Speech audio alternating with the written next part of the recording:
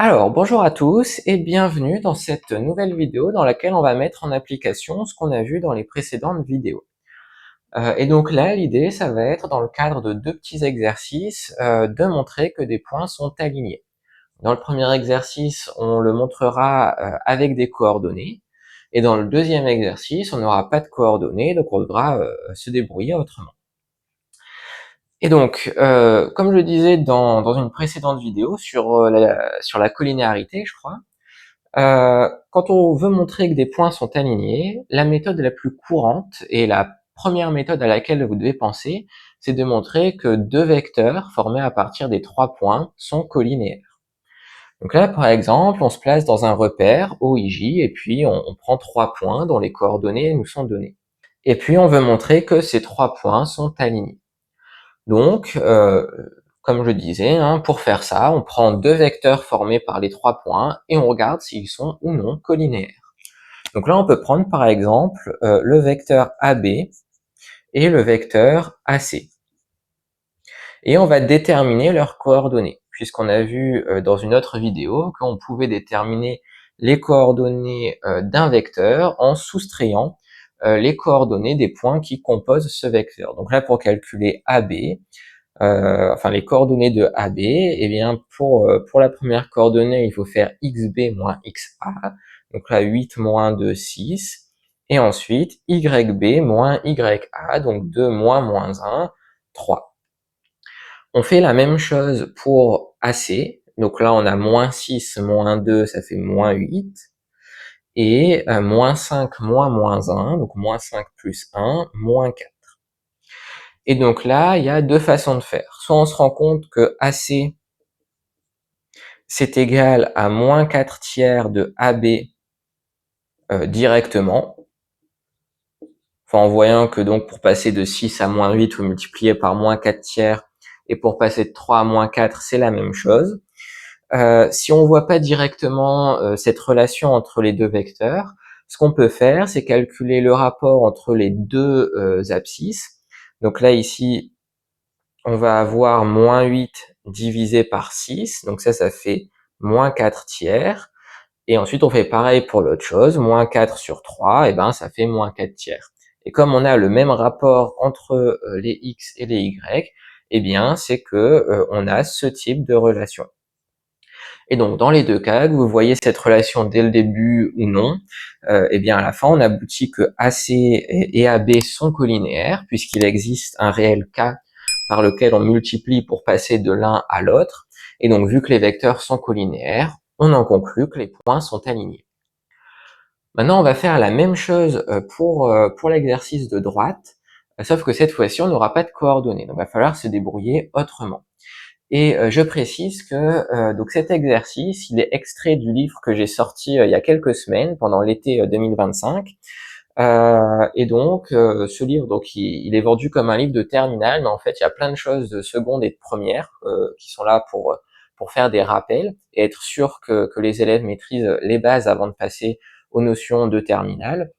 Donc ce livre, si vous voulez l'acheter, eh bien, il peut vous accompagner pendant tout votre passage au lycée.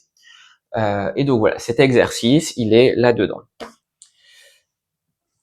Et donc, si on revient à l'exercice, maintenant, il faut montrer que A, D et E sont alignés. Donc, par exemple, bon, bah là, on nous donne déjà des informations sur AE. Donc, on va essayer de prendre, par exemple, le vecteur AE et puis le vecteur AD et essayer de voir s'ils sont collinéaires. Donc, si on arrive à trouver une relation du type AE est égal à K fois AD. Donc, ça, c'est la question qu'on se pose. Donc bah, un point de départ assez logique, c'est de partir de AE. Et AE, la seule information qu'on a sur ce vecteur, eh bien, c'est que AE, il est égal à la somme de AC et de 2 AB. Donc on a AC plus 2 AB. Mais nous, ce qu'on veut, c'est faire apparaître le vecteur AD. Sauf que bah, pour l'instant, il apparaît pas ici. Donc ce qu'on peut faire, c'est le faire apparaître en utilisant la relation de Chasles, en disant par exemple que que AC, eh bien on va le décomposer comme AD plus DC. Et le 2AB, pour l'instant, on n'y touche pas. Ensuite, eh bien, là maintenant on a du AD qui est apparu, mais on a du DC en plus, et toujours le AB. Mais le DC, ce qui est pratique, c'est que on connaît quelque chose sur lui. Puisque ici, dans l'énoncé, on nous dit que CD, c'est égal à 2/3 de CB. Donc bon, c'est pas directement le vecteur DC qui apparaît ici, mais on sait que DC et CD sont très proches, hein, et que cette relation-là, elle peut se réécrire en inversant l'ordre de tous les vecteurs. Donc, autrement dit, on a DC qui est égal à 2/3 de BC. Donc là, on a AD plus 2/3 de BC plus 2AB. Et donc, et ben pour l'instant, ça nous arrange pas trop, enfin ça nous fait pas trop avancer, en tout cas on a l'impression que ça nous fait pas avancer, puisque bah, maintenant on a AE, on a AD, mais on a toute cette partie-là dont on sait pas grand-chose. Enfin on croit qu'on sait pas grand-chose, mais en fait, si on regarde un petit peu, là maintenant on a du 2AB et du BC. Et donc là, l'idée, ça va être d'utiliser les informations de l'énoncé pour essayer de se débrouiller pour faire apparaître soit du AE, soit du AD. Et donc, pour ça, bah là, ici, on a la relation qui est ici, qui fait intervenir du AB. Donc, comme ici, on en a exactement le même nombre, mais bon, ça, c'est pas très important. On a du AB, mais par contre, là, on a du BC, et là, on n'en a pas. Mais ce qu'on peut faire, c'est faire en sorte d'en faire apparaître. Donc, pour faire ça, eh bien, on réutilise la relation de Chasles. De toute façon, si vous voulez faire apparaître des vecteurs à partir d'autres vecteurs, la relation de Chasles, c'est vraiment une très bonne façon de faire. Donc là, le AD, on n'y touche pas.